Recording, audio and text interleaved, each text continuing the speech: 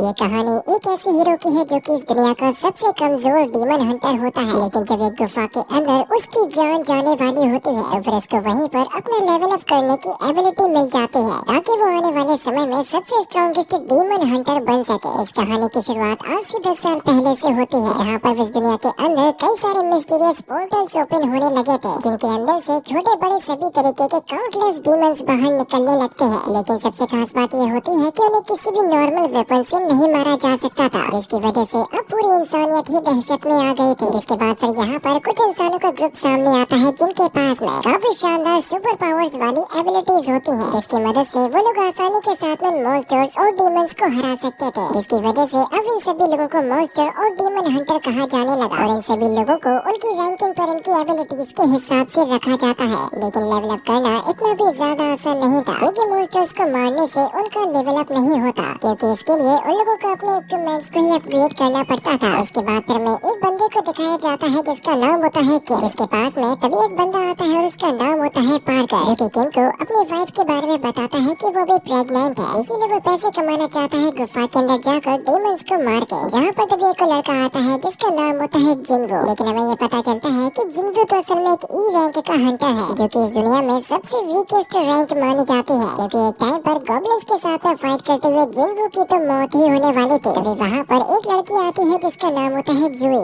और वो जिन्वो से कहती है कि अब तुम्हारे फेस को आकर क्या हो गया। इससे कि वो बताता है कि मैं ई रैंक के डंजन के अंदर मॉन्स्टर्स को मारने के लिए गया था और मुझे वहीं पर चोट लग गई, क्योंकि इस वक्त पर उसके साथ में कोई भी हीलर भी नहीं था। जुई कहती है कि तुम आके इतने ज्यादा लापरवाह और लालची कैसे हो सकते हो कि पैसे कमाने के लिए तुम अपनी ही जान को खतरे में डाल दो। जिसके बाद फिर में उन लोगों के इस बार के मिशन के लीडर को दिखाया जाता है जिसका नाम होता है शॉन्गची, जिसने यहाँ पर कुछ हंटर्स को मीटिंग के लिए बुलाया था, और वो सभी के सभी शॉन्गची के साथ में जाने के लिए रेडी भी होते हैं, क्योंकि शॉन्गची असल में काफी काबिल हंटर भी है। जिसके बाद फिर ये लोग उस पोर्टल डंजन के अंदर जाने लगते हैं, जहाँ पर किम जिन्वो से कहता है कि जरा सा संभल के रहना, क्योंकि असल में जिन्वो के पास में वेपन के नाम पर एक छोटी सी नाइफ होती है, लेकिन केवल यही इकलौता वेपन है जो कि वो अफोर्ड कर सकता था। लेकिन फिर भी वो इस बड़े लेवल के डंजन के अंदर एंटर कर जाता है। इसके बाद फिर में हंटर एसोसिएशन के चेयरमैन गन ही को दिखाया जाता है, जो कि बता रहे थे कि सभी हंटर मॉन्स्टर्स को मार के उनके एसेंस स्टोन को निकाल कर उनसे ही पैसा कमाते हैं, क्योंकि मॉन्स्टर्स का एसेंस स्टोन काफी वैल्यूएबल माना जाता है, जो कि और भी बड़े और पावरफुल इक्विपमेंट्स को बनाने में काम आते हैं। बताता है कि यहाँ पर ये जितने भी क्रिस्टल्स रखे हुए हैं सभी के सभी मॉन्स्टर्स डंजन के अंदर से निकाले गए थे। वो ये बताता है कि गवर्नमेंट का ये प्लान है कि वो इन एसेंस स्टोन्स को क्रिस्टल्स में बदल कर उन्हें ही पावर सोर्स के तौर पर यूज करना शुरू करेंगे, क्योंकि इन क्रिस्टल्स में काफी ज्यादा एनर्जी होती है और साथ ही साथ ये कभी भी पॉल्यूशन भी नहीं फैलाते।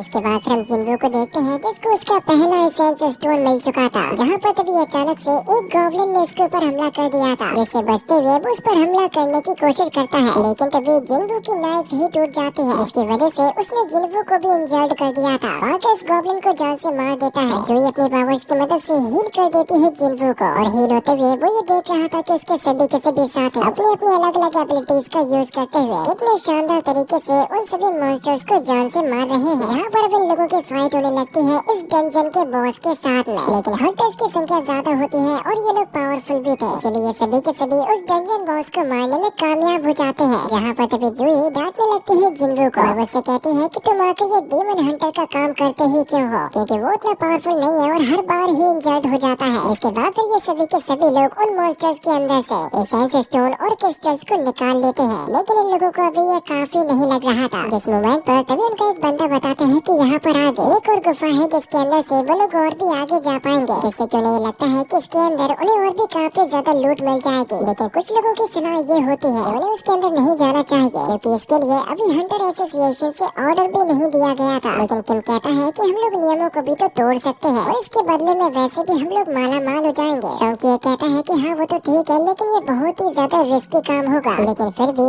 आधे से ज्यादा लोग वहाँ पर जाने के लिए तैयार भी होते हैं, यहाँ तक कि जुई भी अंदर जाने के लिए ही तैयार होती है। केवल जिन्वो ही ऐसा था जो कि कुछ भी नहीं कहता, लेकिन वो इस बात को काफी अच्छे तरीके से जानता था कि ऐसा करने की वजह से उन लोगों के साथ में जो कुछ भी होगा वो उन लोगों की पूरी टीम को ही इफेक्ट करने वाला है। इसीलिए वो सोचता भी है कि वो इसके अंदर ना जाए और वापस लौट कर चला जाए। लेकिन तभी वो अपने करंट सिचुएशन के बारे में सोचने लगता है। उसके फादर तो मिसिंग है ही, साथ ही साथ उसकी मदर भी हॉस्पिटल में ही है, यहाँ तक कि उसकी सिस्टर उसे कोई भी हेल्प नहीं कर सकती, क्योंकि वो तो अभी भी एक स्टूडेंट है और स्कूल में जाती है। इसी वजह से जिन्बू को ये रिस्क उठाना ही होगा और उसे सभी लोगों के साथ में जाना होगा उसी डंजन के अंदर। इसके बाद फिर हमें दिखाया जाता है हेडक्वार्टर्स को, जहाँ पर पावर्स की टेस्टिंग करने के बाद न्यू हंटर्स की रैंकिंग की जा रही थी। जहाँ पर हमें दिखाया जाता है गिल्ड मास्टर चोई को, जो कि अपने एम्प्लॉइज को ये ऑर्डर देता है कि अभी उन्हें और भी ज्यादा हंटर्स की जरूरत है, इसीलिए कुछ भी करके न्यू हंटर्स को लाया जाए। इसके बाद हमें सिटी के अंदर दो बंदों को दिखाया जाता है जो कि एक बैग को चोरी करके भाग रहे थे। जहाँ पर तभी उन लोगों के रास्ते के सामने एक लड़की आ जाती है, जो कि लड़कों से बैग को आसानी के साथ में छीन कर उन्हें नीचे गिरा देती है और साथ ही साथ उसने वो बैग उसके असली मालिक को भी लौटा दिया था, जिससे कि सभी लोग उसकी तारीफ करने लगते हैं और कहते हैं कि ये जरूर से एस रैंक की हंटर होगी। लेकिन वो लड़की अभी पब्लिक अटेंशन नहीं चाहती थी, इसीलिए यहाँ से तुरंत ही चली भी जाती है। इसके बाद हमें उसी डंजन का सीन दिखाया जाता है, जहाँ पर वो सभी लोग अंदर जाते हुए से टनल को एक्सप्लोर कर रहे थे। जिस मोमेंट पर तभी जूही डांटने लगते हैं जिन्बू को, क्योंकि भी कुछ ही देर पहले अगर वो उसको ना बचाती तो उसकी मौत हो जाती। इसीलिए वो कहती है कि तुम्हें मेरा शुक्रिया अदा करने के लिए आज रात मुझे डिनर ऑफर करना होगा। इसके बाद फिर ये सभी के सभी लोग चलते हुए पहुंच जाते हैं काफी बड़े दरवाजे के सामने, जिससे कि उन लोगों को लग रहा था कि जरूर से इन मॉन्स्टर का बॉस इसी के अंदर ही होगा। लेकिन जैसे ही ये लोग इस दरवाजे के अंदर एंटर करते हैं, उन लोगों को अपने सामने काफी बड़े बड़े स्टोन के स्टैचूज नजर आते हैं। जिन्बू जब एक स्टैचू के सामने पहुंचता है तो वो उसे सबसे ज्यादा बड़ा दिखाई दे रहा था। लेकिन यहाँ पर मौजूद सभी लोगों को इस बात से हैरानी हो रही थी आखिर यहाँ पर एक भी मॉन्स्टर क्यों नहीं है। जहाँ पर उन सभी लोगों को एंशिएंट टाइम की एक टेबल नजर आती है, इसके ऊपर इस टेंपल के अंदर आने के सभी इंस्ट्रक्शंस लिखे हुए थे, जिससे कि तभी उनका लीडर ये पढ़ने लगता है। जैसे कि सबसे पहले ये लिखा गया था कि अपने भगवान का सम्मान करो, क्योंकि बिना नियम और कायदे को पूरा किए वो कभी भी इस जगह से जिंदा वापस नहीं निकल पाएंगे। लेकिन तभी जूही गौर करती है कि उनमें से एक स्टैचू उन लोगों की तरफ नजरें कर रहा था। इस मोमेंट पर तभी वो दरवाजा भी अपने आप ही बंद भी हो जाता है, जिससे कि सभी लोग टेंशन में आ जाते हैं कि अब आखिर ये क्या हो गया। जैसे कि तभी एक बंदा वहाँ से निकलने की कोशिश करता है और कहता है कि मैं तो यहाँ पर वैसे भी आना भी नहीं चाहता था। इस मोमेंट पर एक स्टैचू मूव करने लगता है और इस बंदे को एक ही स्लैश में खत्म भी कर देता है, जिससे कि सभी की आंखें फटी की फटी रह जाती है कि अब उन लोगों ने ये क्या देख लिया और ये लोग इस जगह से आकर बाहर कैसे निकल पाएंगे। जिनको ये देख रहा था कि इस डी रैंक डंजन के अंदर आखिर इतने ज्यादा स्ट्रॉन्ग मॉन्स्टर स्टैचू कैसे हो सकते हैं। जहाँ पर तभी इसकी नजर पड़ती है सबसे बड़े स्टैचू के ऊपर, लेकिन सभी लोगों को बड़े ही गौर से देख रहा था। जिनको याद करता है कि वो तो आज तक किसी छोटे मोटे मॉन्स्टर को तक नहीं मार पाया, लेकिन इतनी लड़ाइयाँ लड़ने की वजह से वो अपने आसपास की सारी चीजों को एनालाइज करने लगता है। इससे कि उसको समझ में आ जाता है कि स्टैचू उनके ऊपर एनर्जी बीम से हमला करेगा, इसीलिए वो सभी लोगों को पहले से ही आगाह कर देता है, जिससे कि उनमें से कुछ लोगों की मौत भी हो जाती है। जैसे कि शॉन्ग-ची सभी लोगों से कहता है कि अब कोई भी अपने कदम को नहीं बढ़ाएगा, क्योंकि इनमें से जिन्बू के अलावा किसी को भी पता नहीं है कि अगला हमला कब होगा। इसीलिए वो तुरंत ही पहुंच जाता है जिन्बू के पास में और पूछता है कि आखिर तुम्हें आने वाले खतरे के बारे में कैसे पता चल गया था। जिन्बू उसको बता ही रहा था कि तभी वो देखता है इस घटना के अंदर शॉन्ग-ची अपना हाथ गंवा चुका है। इसलिए शॉन्ग-ची जिन्बू से कहता है कि मेरे हाथ की ब्लीडिंग को रोकने में हेल्प करो, जिससे कि फिर जिन्बू तुरंत ही बैंडेजेस की मदद से उसके हाथ को कवर कर देता है। शॉन्ग-ची बताता है कि वो चाहे तो वो जूही की हेल्प भी ले सकता है, लेकिन वो तो ऑलरेडी काफी ज्यादा डरी हुई है और अपनी एनर्जी को भी गंवा चुकी है, इसलिए वो छोटे मोटे मिशन के अंदर ही जाती है ताकि अपने साथियों को हील कर सके। शॉन्ग-ची बताता है कि मैं न जाने कितने ही डंजन्स के अंदर फाइट कर चुका हूँ, लेकिन मैंने आज तक कभी भी इतने पावरफुल मॉन्स्टर्स नहीं देखे जितने की ये स्टैचूज है। इसको तो एक हिसाब से डी रैंक की नहीं बल्कि एस रैंक की डंजन कहा जाना चाहिए। वे जिन्बू अपनी थिंकिंग के बारे में बताता है ये जो सबसे बड़ा स्टैचू है वो जरूर से इन सभी का ही गॉड होगा और ये सभी लोग जानते हैं कि वो चाहकर भी किसी भी स्टैचू को हरा नहीं पाएंगे, इसलिए उन लोगों को यहाँ से निकलने का कोई न कोई तरीका तो निकालना ही होगा। जहाँ पर तभी एक हंटर कहता है कि मैं इस तरीके की मौत नहीं मरना चाहता, इसलिए वो अपने फुल स्पीड को यूज करते हुए यहाँ से बाहर जाने की कोशिश करता है, लेकिन स्टैचू गॉड इस बंदे को पलक झपकते ही फिनिश कर देता है। जिन्बू देखता है कि जो भी यहाँ से भागने की कोशिश करता है ये केवल उसी को ही मारते हैं, इसलिए फिर वो सभी से कहता है कि हमें उन इंस्ट्रक्शंस पर ध्यान देना चाहिए। वो शॉन्ग-ची को भी उसी के बारे में ही बताता है, जिसमें सबसे पहला ये नियम लिखा गया था कि अपने भगवान से प्रार्थना करो। जिन्बू कहता है कि इस डंजन से हमें निकलना है तो सभी नियमों को फॉलो करना होगा, इसीलिए वो खड़ा होकर उन्हीं स्टैचूज की तरफ बढ़ने लगता है। शॉन्ग-ची उसको रोकने की कोशिश करता है कि ऐसा करने की वजह से तुम्हारी मौत भी हो सकती है, लेकिन वो ये बात भी जानता था कि केवल जिन्बू ही है जो कि उन लोगों को इस इतनी बड़ी मुसीबत से बाहर निकाल सकता है। लेकिन उसी मोमेंट पर स्टैचू गॉड अटैक करने के लिए तैयार भी हो चुका था, लेकिन जिन्बू तुरंत इसके सामने सर झुकाकर प्रार्थना करने लगता है, जिसकी वजह से वो स्टैचू गॉड उसके ऊपर हमला नहीं करता। जो चीज देखकर वहाँ पर मौजूद सभी लोग एकदम ही शॉक हो जाते हैं। वो सभी के सभी लोग जिन्बू के जैसे ही सभी देवताओं के सामने अपने अपने सर को झुका लेते हैं, जिसकी वजह से अब इस पहले गॉड के एक्शंस डीएक्टिवेट हो जाते हैं। लेकिन उसी मोमेंट मोमेंट पर एक और गॉड का स्टैचू जाग चुका था, जो कि सभी लोगों को देखकर बहुत ही क्रीपी स्माइल करने लगता है, जिससे कि सभी लोगों को अब इसी बात की चिंता होने लगी थी। लेकिन पार्कर इस बात को नोटिस करता है कि वो किसी को भी कुछ भी नहीं कह रहा, इसीलिए सभी लोगों को लगता है कि अब शायद उन लोगों की जान बच जाएगी। लेकिन इसी मोमेंट पर अब वो गॉड स्टैचू मूव करने लगता है और साथ ही साथ वो उन सभी इंसानों की तरफ भी बढ़ रहा था, जिससे कि वो लोग चिंता करने लगते हैं कि पता नहीं उनके साथ में क्या होगा। जिनको कहता है कि अब हम लोगों को दूसरे नियम को फॉलो करना चाहिए, जो कि असल में है गॉड को खुश करना। इसी की तभी एक हंटर सामने आता है और कहता है कि मुझे पता है कि क्या करना होगा, और वो उस गॉड के सामने सर झुकाकर प्रार्थना करने लगता है ताकि वो खुश हो सके। लेकिन वो गॉड स्टैचू दोबारा से उसके सामने क्रीपी स्माइल को करता है, जैसे कि जिनको समझ चुका था कि ऐसा करने से कुछ भी नहीं होगा, क्योंकि इसके अगले ही सीन में वो गॉड इस बंदे को अपने पैरों से ही कुचल देता है, जिससे कि अब ये सारे के सारे बंदे जान बचाकर भागने लगते हैं। जिनको उससे दूसरी डायरेक्शन में भाग रहा था ताकि वो खुद को बचा सके। इस मोमेंट पर तभी पार्कर अपनी वाइफ को याद करने लगता है, जो कि अभी भी उसके घर पर उसका इंतजार कर रही होगी वापस लौटने का। और वो जैसे ही एक स्टैचू के सामने पहुंच जाता है, उस स्टैचू ने पार्कर के 2 टुकड़े कर दिए थे, जिससे कि तुरंत ही उसकी मौत भी हो जाती है। लेकिन तभी जिनको इस बात को रियलाइज करता है यहाँ पर जितने भी स्टैचूज के पास में वेपन्स हैं, वो सभी के सभी उसके साथियों को मार रहे हैं। लेकिन तभी उसे अपने सामने कुछ ऐसे स्टैचू भी नजर आते हैं जिनके पास में होते हैं असल में बाद यंत्र, जैसे कि वो समझ जाता है कि इन हमलावरों को रोकने के लिए उन्हीं को एक्टिवेट करना होगा। इसलिए वो अपने सभी साथियों से कहता है जल्दी से हम सभी लोगों को इंस्ट्रूमेंट वाले स्टैचूज के पास में पहुंचना होगा। और जैसे ही एक एक करके वो लोग स्टैचूज के पास में पहुंचने लगते हैं, तो वो स्टैचू तुरंत ही एक्टिवेट होकर अपने अपने बाद यंत्र को बजाने लगे थे, जैसे कि तब जाकर कुछ लोगों को चैन की सांस आती है कि अब शायद उनकी जान बच सकती है। लेकिन जब जिन वो जूही के साथ में के स्टैचू के सामने पहुंचता है, वो उस टाइम पर एक्टिवेट नहीं होता, क्योंकि 2 बंदों से एक्टिवेट नहीं होगा। इसीलिए वो जूही से कहता है कि तुम यहीं पर रुको, मैं दूसरे स्टैचू के पास में जाऊंगा। इसीलिए वो तेजी के साथ में आखिरी वाले स्टैचू की तरफ भागने लगता है उसको एक्टिवेट करने के लिए। लेकिन जिनको के पीछे वो स्टैचू गॉड भी पड़ा हुआ था उसको मारने के लिए। जैसे ही उसको कुचलने वाला होता है तो बड़ी ही मुश्किल से जिनको अपनी जान बचा पाता है। लेकिन आखिरकार जिनको पहुंच चुका था उस आखिरी स्टैचू के पास में, जो कि जैसे ही एक्टिवेट होता है तो तुरंत ही अपने इंस्ट्रूमेंट को बजाने लगता है। लेकिन स्टैचू गॉड ने फिर भी इसके ऊपर अपना पैर रख ही दिया था। जूही को लगता है कि इसकी वजह से जिनको मारा गया होगा। लेकिन हम देखते हैं कि जिनको अभी भी जिंदा है और रैंकते हुए आगे बढ़ रहा है स्टैचू की तरफ। इसकी वजह से अब सारे के सारे इंस्ट्रूमेंट वाले स्टैचूज एक्टिवेट हो जाते हैं। इसकी वजह से अब फाइनली वो गॉड खुश हो जाता है और वापस से अपनी जगह पे चला जाता है। जिनको कहता है कि आखिरकार हम लोगों ने दूसरे नियम को भी कंप्लीट कर लिया। जिसके बाद जूही तुरंत ही भागते हुए जाने लगते हैं जिन्वू की तरफ। देखते हैं कि इस इंसिडेंट की वजह से जिन्वू अपनी एक टांग को गवा चुका है, इसीलिए वो अपनी हीलिंग एबिलिटी की मदद से उसको हील करने की कोशिश करने लगती है। लेकिन अब जूही भी अपने लिमिटेशंस को पार करने वाली थी, इसीलिए वो चाहकर भी जिन्वू को और ज्यादा हील नहीं कर पाएगी। लेकिन अब जो यहाँ पर गिने चुने लोग बचे थे वो सभी शॉन्गची को दोषी ठहराने लगते हैं, क्योंकि उसी के कहने पर ही ये सारे के सारे बंदे यहाँ पर आए थे। आखिरकार वो इस ग्रुप का लीडर है तो उसे इसकी जिम्मेदारी लेनी ही होगी। लेकिन कुछ लोग कहते हैं कि उसने तो केवल हमें सजेशन दिया था, अंदर आने का डिसीजन तो हम सभी ने मिलकर ही लिया था। इसी के वो सारे के सारे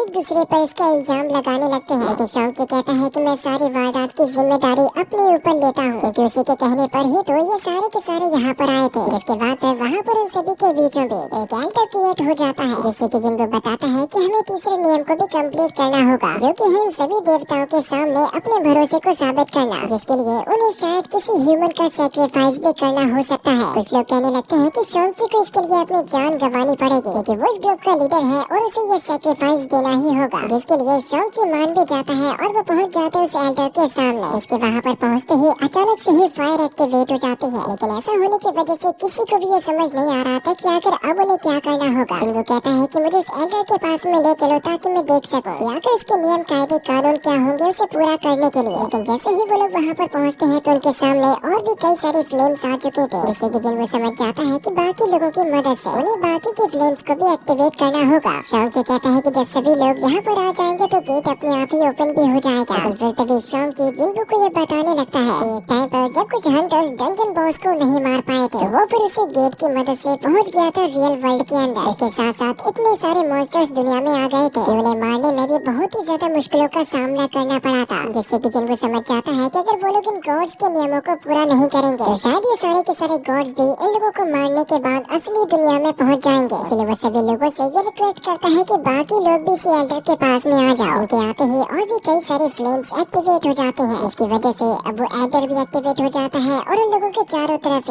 ब्लू फ्लेम्स का एक सर्कल भी बन बन जाता है और फाइनली ओपन हो जाता है वो सबसे बड़ा गेट। सभी लोगों की ये दिलो तमन्ना होती है कि वो इस गेट से बाहर निकल पाए, लेकिन उसी के साथ साथ अब काफी सारे स्टैचूज भी एक्टिवेट हो जाते हैं, जिससे कि यहाँ पर जो ब्लू फ्लेम्स अपीयर हुई थी वो भी गायब होना शुरू हो जाती है और साथ ही साथ अब गेट बंद होना भी शुरू हो चुका था। जिन वो यहाँ पर सभी लोगों को वार्निंग देता है कि कोई भी अपनी आंखों को बंद नहीं करेगा। अगर वो स्टैचूज की तरफ देखेंगे तो स्टैचू मूव नहीं करेंगे और सच में ये ट्रिक काम भी करती है। लेकिन तभी उनमें से एक हंटर पैनिक करती है और तेजी के साथ में बाहर की तरफ भागने लगती है, जिसकी वजह से उसकी फ्लेम गायब हो जाती है, लेकिन वो बाहर भी निकल जाती है। जैसे कि अब किसी को भी समझ नहीं आता कि आखिर किसी स्टैचू ने उससे कुछ भी क्यों नहीं कहा। लोगों को लगता है कि शायद वो गॉड स्टैचू के ऊपर अपना भरोसा जता चुके हैं, लेकिन जिनको समझ चुका था कि ये सारी की सारी उन्हीं गॉड्स की चालाकी है। इन सभी इंसानों के बीच में दरार डालकर उन सभी को इकट्ठा मारना चाहते हैं। इसीलिए जिनको कहता है कि इस तरीके से हमें भागना नहीं है, क्योंकि जब तक ये ब्लू फ्लेम से हमें कोई भी कुछ भी नहीं करेगा। लेकिन किम जिनको से कहता है कि आखिर तुम्हारे पास में क्या सबूत है कि हम तुम पर भरोसा करें। वो उसका शुक्रिया अदा करता है अभी तक उसकी जान बचाने के लिए। वो कहता है कि मेरा परिवार घर पर मेरा इंतजार कर रहा होगा, इसीलिए तो किम भी यहाँ से अपनी जान बचाकर भाग जाता है। इसकी वजह से अब ये तीनों चाहकर भी इन स्टैचूज को रोक नहीं पाएंगे। विशाम की जुई से कहता है कि तुम्हें यहाँ से जिन्गू को लेकर चले जाना चाहिए, क्योंकि अब तो वैसे भी अपनी पावर्स की मदद से जिन्गू को हील नहीं कर पाएगी। इसीलिए जिन्गू शांची से कहता है कि तुम्हें जुई को लेकर यहाँ से निकल जाना चाहिए, कि जिन्गू भी भागने की हालत में नहीं है और वो भागने की कोशिश करेगा तो ये स्टैचू उसके साथ साथ जुई को भी जान से मार देंगे। और जिन्गू अपने पास में रखे हुए एसेंस स्टोन को दे देता है जुई को, ताकि उससे वो अपने उस डिनर ट्रीट का वादा पूरा कर सके, जो कि अभी थोड़ी ही देर पहले उसने जुई से किया था। जुई किसी भी तरीके से उसको यहाँ पर छोड़ना नहीं चाहते थे, लेकिन शांची जुई को बेहोश करके यहाँ से बाहर ले जाता है, क्योंकि वो ये बात जानता था कि लॉजिकली यही करना सही होगा। लेकिन अब के बाद जिन्गू उसी टेंपल के अंदर बचा हुआ था, जहाँ पर उसको मारने के लिए काफी सारे स्टैचूज बढ़ते चले आ रहे थे। उसके पास में अब कोई भी मौका नहीं है अपनी जान बचाने का, इसीलिए वो अपने पास में रखी हुई एक स्वॉर्ड को निकालता है, क्योंकि वो इन डीमन गॉड के हाथों से बुज़दिलों की मौत नहीं मरना चाहता था। लेकिन जैसे ही ये स्टैचू उसके ऊपर हमला करना शुरू करते हैं, दोनों ने चंद पलों में ही जिन्गू के एक हाथ को उखाड़ फेंका था और उसके शरीर से बहते हुए खून को लेकर रख देते हैं उसी एल्टर के ऊपर। इसके बाद एक स्टैचू अपने वेपन को रेज करता है उसे पूरी तरीके से खत्म करने के लिए। लेकिन हम जिन्गू की आंखों में मौत का खौफ साफ साफ देख सकते थे। और रोते हुए ये कह रहा था कि मैं भी मरना नहीं चाहता हूँ। जैसे ही यहाँ पर उन ब्लू फ्लेम्स का टाइमर खत्म हो जाता है, फिर तभी जिन्गू के लिए सिस्टम से एक नोटिफिकेशन आता है और इससे ये पूछा जाता है कि अगर तुम एक प्लेयर बनना चाहते हो तो यस पर टैप करो। उसके अगले ही पल जब जिन्गू अपनी आँख खोलता है तो वो अपने आप को एक हॉस्पिटल में पाता है और वो देखता है कि उसके जितने भी बॉडी पार्ट्स कट चुके थे वो सारे के सारे दोबारा से एकदम ही हील हो चुके हैं। जिन्गू ये सोच रहा था कि कहीं हाल ही में उसने ये सपना तो नहीं देख लिया, लेकिन तभी जिन्गू के पास में एसोसिएशन का मैनेजर आ जाता है अपनी सर्वेलेंस टीम के साथ में, जिसका नाम असल में होता है वो जिंजू। और वो जिन्गू को बताता है कि तुम पूरे 3 दिनों से ही बेहोश थे। वो पूछता है कि मैं जानना चाहता हूँ शांची और जुई के बारे में कि उनके साथ में क्या हुआ। जिंजू कहता है कि उन दोनों की ही जान बच गई थी, लेकिन शांची के अपने हाथ गंवाने की वजह से इसी वजह से उसने हंटर बनने से रिटायर ले लिया। लेकिन जुई अभी तक उस ट्रॉमा से बाहर नहीं आई थी। जुई तब तक एसोसिएशन को ज्वाइन नहीं कर पाएगी जब तक कि वो पूरी तरीके से रिकवर नहीं हो जाती और डॉक्टर से परमिशन नहीं ले लेती।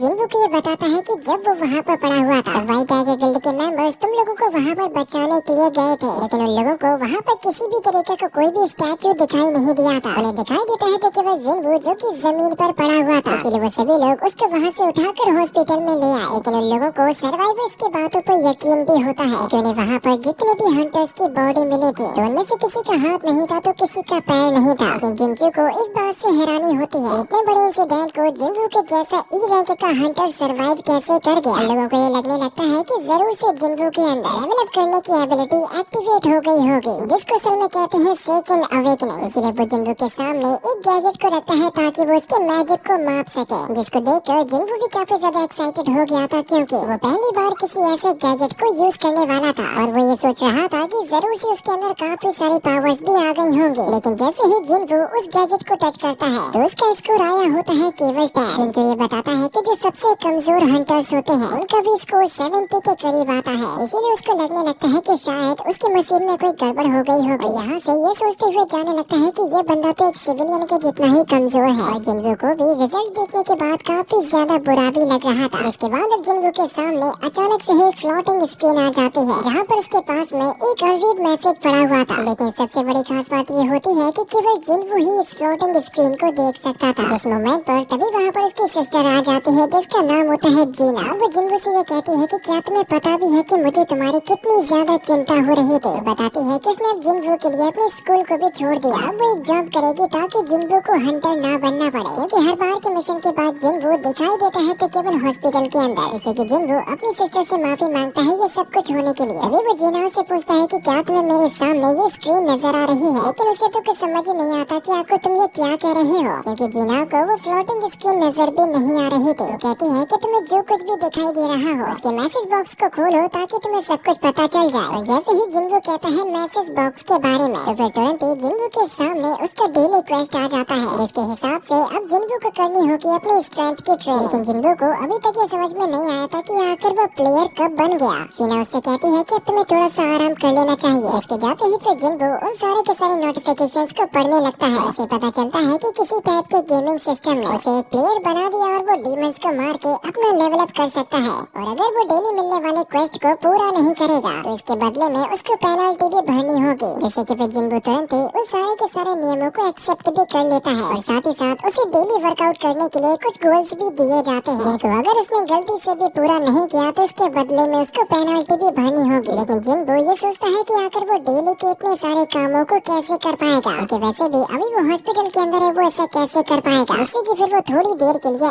आराम भी करने लगता है। जिसके बाद फिर हमें दिखाया जाता है जिंजल को, जो कि एसोसिएशन के चेयरमैन के साथ में बात कर रहा था। वो कहता है कि अभी तक जिन्गू का सेकंड अवेकनिंग स्टार्ट नहीं हुआ है और जो पोर्टल वाले डंजन्स हैं वो और भी ज्यादा खतरनाक हो चुके हैं। इसीलिए उन लोगों को पोर्टल्स के ऊपर और भी ज्यादा रिसर्च करनी चाहिए। इसीलिए भी स्पेशल टाइप की स्टडी करने के लिए अपने चेयरमैन से परमिशन भी ले लेता है। इसके बाद हमें एक यही सीन में एसोसिएशन के एक और मेंबर को दिखाया जाता है, जो कि अपने हंटर्स की लिस्ट में एक काफी काबिल लड़की को चूज करता है, ताकि जितने भी न्यू मेंबर हंटर बनेंगे तो यही लड़की उनको ट्रेन करेगी और बताएगी कि हंट कैसे करते हैं। बंदा बताता है कि तुम्हें केवल उनके सामने मॉन्स्टर्स को मारना होगा, जिससे कि न्यू हंटर्स खुद ब खुद सीख जाएंगे कि उन्हें क्या करना है, क्योंकि हंटर्स कभी भी अपनी रैंकिंग को हंटर्स को मार के नहीं बढ़ा पाएंगे। उसके लिए उन्हें केवल अपनी स्किल्स को डेवलप करना होगा और अपने इक्विपमेंट्स को अपग्रेड करते रहना होगा। इसलिए कॉम्बैट स्किल्स पर जितना ज्यादा ध्यान दिया जाएगा तो न्यू हंटर्स के लिए उतना ही ज्यादा बेहतर होगा। इसके बाद अब हमें जिन्गू को दिखाया जाता है, जो कि अपने बेड पर सो रहा था और उसकी जो डेली क्वेस्ट करने का टाइम था वो असल में खत्म हो चुका था, जिसकी वजह से सिस्टम से फिर उसको एक नोटिफिकेशन भी भेजा जाता है, तुम अपने डेली क्वेस्ट को कंप्लीट नहीं किए हो। इसकी पेनल्टी को भरने के लिए तभी अचानक से ही जिन्गू का फ्लोर अपने आप ही शेक करने लगता है, इसकी वजह से फिर वो अचानक से ही जाग भी गया था। लेकिन जैसे ही जिन्गू की आँख खुलती है वो अपने आप को डेजर्ट के बीचों बीच पाता है और सोचने लगता है कि कहीं वो इस चीज का सपना तो नहीं देख रहा, जहाँ पर उसके सामने आ जाता है एक बहुत ही विशालकाय सेंटीपीड। और पेनल्टी के तौर पर जिन्गू को इस मॉन्स्टर से खुद को बचाना होगा, और वो भी कोई 2-4 मिनट के लिए नहीं बल्कि पूरे 4 घंटों के लिए। और अगर 4 घंटों तक जिन्गू खुद को नहीं बचा पाया तो वो हमेशा के लिए मारा जाएगा। जैसे कि फिर तुरंत ही जिन्गू बहुत ही तेजी के साथ में अपनी जान बचाकर भागने लगता है। लेकिन अब उस एक सेंटीपीड के अलावा और भी कई सारे सेंटीपीड्स आ चुके थे और साथ ही साथ अब जिन्गू को भागते हुए काफी ज्यादा देर भी हो गई थी, इसीलिए उसकी बॉडी से पसीना निकल रहा था और वो थक भी गया था। इसकी वजह से अब एक मॉन्स्टर सेंटीपीड जैसे ही उसको खाने वाला होता है, वो तो जिन्गू की किस्मत अच्छी होती है कि इस समय तक उसने अपना टाइम भी कंप्लीट कर लिया था, जिसकी वजह से फाइनली वो वापस आ जाता है अपने हॉस्पिटल के रूम के अंदर। और सिस्टम उसको नोटिफाई करता है कि आखिरकार तुमने अपने सर्वाइवल को कंप्लीट कर लिया। लेकिन इतना ज्यादा थक जाने की वजह से अचानक से ही जिन्गू अपने बेड पर गिरता है, जैसे कि तभी वहाँ पर हॉस्पिटल की कुछ नर्सेस आ जाती हैं और जिन्गू को देखकर वो लोग सोचने लगते हैं कि आखिर इस बंदे को ऐसा क्या हो गया। और फिर हमें अगले ही सीन में दिखाया जाता है जूही को, जिसको एक डी ग्रेड के मिशन के लिए इन्वाइट किया जाता है। लेकिन अब जूही किसी भी मिशन के अंदर नहीं जाना चाहती थी। वो कहती है कि अभी तक मैं पिछले मिशन से पूरी तरीके से रिकवर नहीं हुई हूँ। जैसे ही जूही को पता चलता है कि जिन्गू असल में अभी भी हॉस्पिटल में ही है, वो जिन्गू से मिलने का डिसीजन लेती है और उसके पास में चली भी जाती है। लेकिन जैसे ही जूही हॉस्पिटल के अंदर एंटर करती है तो वो कुछ नर्सेस को सुनती है जिन्गू के बारे में बातें करते हुए। वो लोग ये कह रहे थे कि अभी जो ये नया पेशेंट आया है वो बंदा वाकई में बहुत ही ज्यादा अजीब हरकतें भी करता है और लोगों की नजर में तो शायद ये बंदा पागल हो चुका था, क्योंकि अभी तक जिन्गू पूरी तरीके से रिकवर नहीं हुआ है। लेकिन फिर भी वो दिन भर मेहनत करता है और अपनी ट्रेनिंग को करना नहीं छोड़ता। वो जैसे ही अपने डेली क्वेस्ट को कंप्लीट करने के बाद थोड़ा सा आराम करने के लिए बैठा था तो फिर तभी उसको इन्फॉर्म किया जाता है कि तुम अपनी आज के क्वेस्ट को कंप्लीट कर चुके हो। इसके इनाम के तौर पर उसकी बॉडी पूरी तरीके से रिकवर हो जाती है और साथ ही साथ जिन्गू को कुछ एबिलिटी पॉइंट्स भी दे दिए जाते हैं। जिन्गू खुद भी इस बात को फील कर पा रहा था कि वाकई में उसकी स्ट्रेंथ काफी ज्यादा बढ़ गई है। और जिन्गू को अपने सामने जो फ्लोटिंग स्किल्स नजर आ रही थी हमेशा और हर बार ही उसको नई नई स्किल्स के बारे में सिखाती है। लेकिन उसके आसपास में से जितने भी बंदे गुजर रहे थे वो सभी के सभी यही सोचते हैं कि ये किसी तरीके का वीडियो गेम खेल रहा है, तभी तो ये हवा में हाथ चला रहा है और अपने आप से बातें कर रहा है। इसके बाद फिर वो जैसे ही अपने रूम में वापस आता है तो उसको पता चलता है कि वो जितनी बार भी अपनी डेली क्वेस्ट को कंप्लीट करेगा तो उसको हमेशा एक काफी यूनिक सा लूट बॉक्स भी मिलेगा। और वो जैसे ही उस बॉक्स को ओपन करता है तो उसके सामने एक की आ जाती है और सिस्टम उसको इसके बारे में बताता है कि इस की मदद से सबवे स्टेशन के अंदर काफी आसानी के साथ में डंजन्स को ओपन भी कर पाएगा, जिसको असल में इंस्टेंट डंजन सिस्टम कहते हैं। इसके बारे में जानकर जिन्बू कंफ्यूज था क्योंकि वो अभी तक ऐसे किसी भी सिस्टम के बारे में जानता ही नहीं है। जिन्बू कहता है कि चाहे कुछ भी हो लेकिन ये की उसे जरूर से पावरफुल बनाने में तो हेल्प करेगी ही। इसके बाद अब जिन्बू अपनी मॉम से मिलने के लिए जाता है दूसरे हॉस्पिटल के अंदर। इसके बाद फिर हमें 4 साल पहले का एक फ्लैशबैक दिखाया जाता है जब उसकी माँ अचानक से ही जमीन पर गिर गई थी, जिस वक्त से जिन्बू ने उनको हॉस्पिटल में एडमिट कर दिया था। डॉक्टर जिन्बू और जीना को ये बताते हैं कि असल में उनकी मदर को एक बहुत ही रेयर डिसीज हो गया है। इसको असल में कहते हैं इटर्नल स्लीप डिसीज, यानी कि वो इस बीमारी की वजह से पता नहीं कब तक सोती रहेंगी। जिस मोमेंट पर तभी उन लोगों के सामने एक पोर्टल भी ओपन हो गया था। डॉक्टर से बातें कर रहे थे कि इसमें रहने वाले मॉन्स्टर्स को मारकर पैसे कमाए जा सकते हैं। और जिन्बू को तो वैसे भी उस मोमेंट पर पैसों की काफी ज्यादा जरूरत थी, लेकिन उसके पहले कड़ी मेहनत करता है और पैसे कमाने की कोशिश करता है। उसने काफी टाइम तक कंस्ट्रक्शन साइट्स पर भी काम किया था, जहाँ पर उसको ये रियलाइज हुआ था कि उसके पास में भी कोई सुपर पावर्स है, जिसकी वजह से उसको लगने लगा था कि वो एक हंटर बन पाएगा। इसीलिए वो एसोसिएशन के अंदर जाकर अपना रजिस्ट्रेशन भी कराता है और वो अपनी सिस्टर को बताता है कि ऐसा करने की वजह से उसकी जिंदगी पूरी तरीके से बदल जाएगी। लेकिन असलियत तो ये होती है कि भले ही जिन्बू एक हंटर बन चुका था, लेकिन वो हंटर्स की लिस्ट में सबसे वीक हंटर बना था, क्योंकि उसके पास में इतनी भी ताकत नहीं होती कि वो किसी गॉब्लिन को तक मार सके। क्योंकि हर बार ही जिन्बू को बचाने के लिए उसके साथियों को आना पड़ता था। वो हमेशा ही उसको ताना मारा करते थे कि तुम इस धरती पर बोझ हो और अपनी फैमिली पर भी। इसके बाद अब प्रेजेंट टाइम में जिन्बू वापस आ जाता है अपने रूम के अंदर और वो लगातार ही अपनी ट्रेनिंग को करते जा रहा था, जिसकी वजह से बहुत ही कम समय में उसकी स्ट्रेंथ बहुत ही ज्यादा बढ़ जाती है। इसके बाद अब वो खुद से ही अपने एक मिशन पर जाने वाला था, क्योंकि वो असल में ट्राई करना चाहता है इंस्टेंट डंजन सिस्टम को। और वो जैसे ही उस सबवे के अंदर एंटर करता है तो फिर वो यूज करता है अपने पास में रखी हुई की को और फाइनली एंटर कर जाता है इंस्टेंट डंजन सिस्टम के अंदर। जिन्बू ये सोच रहा था कि अगर कोई गड़बड़ होगी तो वो वापस लौट आएगा, लेकिन उसके एंटर करते ही वो गेट अपने आप ही बंद भी हो चुका था। सिस्टम जिन्बू को ये बताता है कि अगर तुम यहाँ से बाहर निकलना चाहते हो तो फिर इसके लिए तुम्हें इस डंजन के बॉस को हराना होगा, क्योंकि इसके बाद फिर वो यूज कर पाएगा टेलीपोर्टेशन स्टोन को। लेकिन जिन्बू को अपने ऊपर जरा सा भी भरोसा नहीं होता कि वो यहाँ पर सर्वाइव भी कर पाएगा, क्योंकि एक तो ये अनजानी डंजन है और ऊपर से ये अकेला आया है। लेकिन फिर भी जिन्बू हिम्मत बांधते हुए इसी डंजन के अंदर जाने लगता है, जहाँ पर अचानक से ही उसके सामने 3 गॉब्लिन्स आ जाते हैं। लेकिन जिन्बू तो यहाँ पर केवल इन 3 गॉब्लिन्स से लड़ने में ही स्ट्रगल कर रहा था और वो गॉब्लिन्स बहुत ही आसानी के साथ में उसको नीचे भी गिरा देते हैं। लेकिन जैसे ही गॉब्लिन उसको जान से मारने की कोशिश करता है तो जिन्बू उसके हमले को डॉज करते हुए आगे बढ़ता है और अपने काउंटर अटैक्स को भी करने लगता है, जिससे कि वो बहुत ही आसानी के साथ में केवल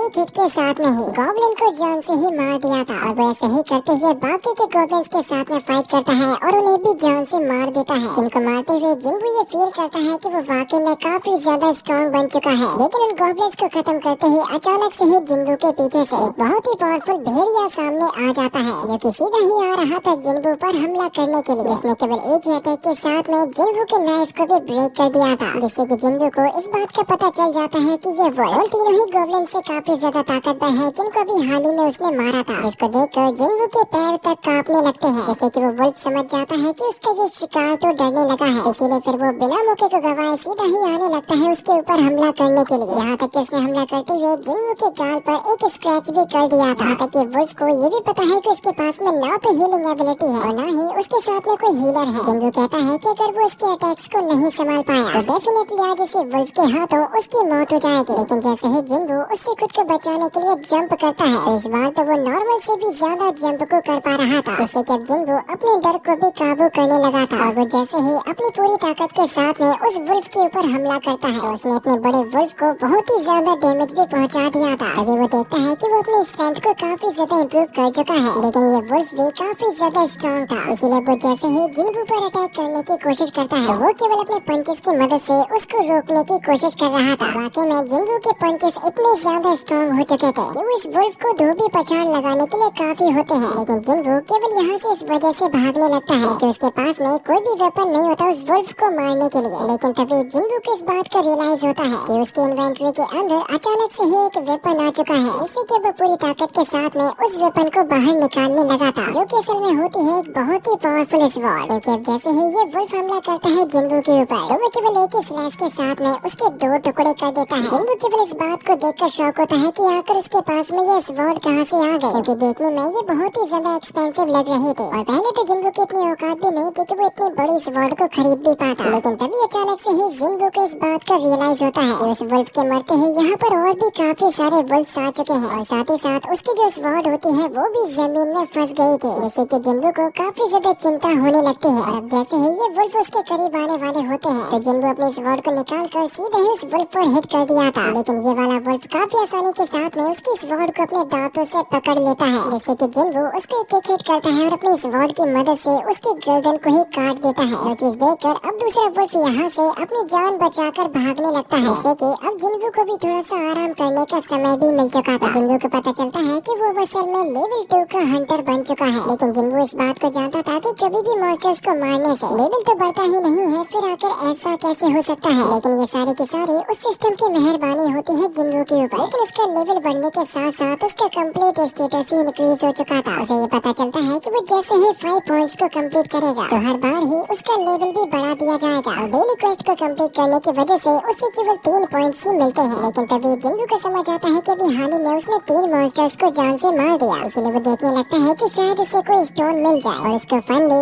एक छोटा सा एसेंस स्टोन भी मिल चुका था, और उसको बेचने का तरीका भी सिस्टम के पास में ही था। लेकिन अभी जिन्बू ऐसा नहीं कर पाएगा क्योंकि उसका लेवल बहुत ही ज्यादा कम है, इसीलिए वो इस स्टोन को 20 गोल्ड्स में बदल देता है, और ये सोच रहा था कि इसके बदले में उसको कितना पैसा मिलेगा, लेकिन इससे जितना भी कैश बनेगा वो जिन्बू के लिए काफी नहीं होगा, क्योंकि आखिरकार है तो वो अभी भी एक ई रैंक का हंटर है। इन सारी चीजों के बारे में छोड़कर वो ये सोचने लगता है कि आखिर वो टेलीपोर्टेशन स्टोन उसको कहाँ पर मिलेगा, जिसको ढूंढने के लिए उसे सबसे पहले इस पूरी डंजन के अंदर सफर करना होगा। और साथ ही साथ उसको ये लगता है कि वो उतना काबिल नहीं है कि वो डंजन बॉस को जान से मार सके, लेकिन उसे जोखिम उठाना ही होगा, क्योंकि इसके अलावा उसके पास में और कोई रास्ता भी तो नहीं है। इस मोमेंट पर तभी वहाँ पर काफी सारे वुल्फ्स का एक झुंड आ जाता है, लेकिन अब जिन्बू के मन के अंदर उनसे कोई भी डर नहीं था, इसलिए वो भागते हुए उन सभी के बीच में पहुँच जाता है और अपनी स्वॉर्ड की मदद से एक एक करके जान से मारते जा रहा था। लेकिन थोड़े ही टाइम में काफी सारे वुल्फ उसको चारों तरफ से ही घेर लेते हैं, लेकिन जिन्बू केवल उनके सामने एक छोटी सी स्माइल को करता है। इसके तुरंत बाद फिर जिन्बू ने उन सभी के सिर को उनके धड़ से अलग कर दिया था, और इतने सारे वुल्फ्स को मारने की वजह से फाइनली अब उसका लेवल अप होने का भी टाइम आ जाता है। लेकिन साथ ही साथ अब तो उसकी स्वॉर्ड भी शैटर होने वाली थी। इसके पहले ही उसने वुल्फ्स की लाशों के ढेर लगा दिए थे, जिससे कि उसको लग रहा था कि शायद अब ये फाइट पूरी तरीके से खत्म हो चुकी होगी। इसीलिए अब वो दोबारा से अपनी इन्वेंट्री को चेक करने लगता है, जिससे कि उसको पता चलता है कि अब वो फाइनली अनलॉक कर चुका है टेलीपोर्टेशन स्टोन को। लेकिन जिन्बू सोचता है कि क्यों ना थोड़ी देर और यहाँ पर रुका जाए, क्योंकि अब वो और भी ज्यादा मॉन्स्टर्स को मार के खुद को और भी ज्यादा स्ट्रॉन्ग बनाना चाहता था। क्योंकि अगर जिन्बू यहाँ से टेलीपोर्ट होकर बाहर चला गया तो शायद ही कभी उसको दोबारा